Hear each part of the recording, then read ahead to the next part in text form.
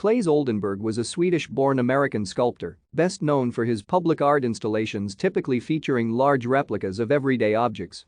Another theme in his work is soft sculpture versions of everyday objects. Many of his works were made in collaboration with his wife, Coosje van Bruggen, who died in 2009. They had been married for 32 years. Oldenburg lived and worked in New York City.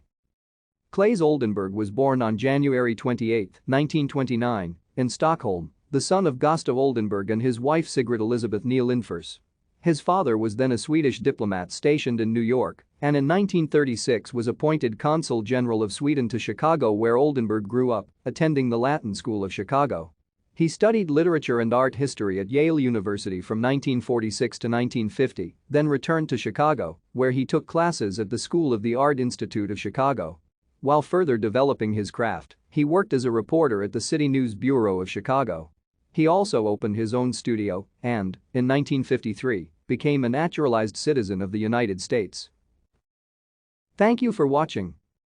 Like and subscribe if you would like to view more of our videos. Have a nice day.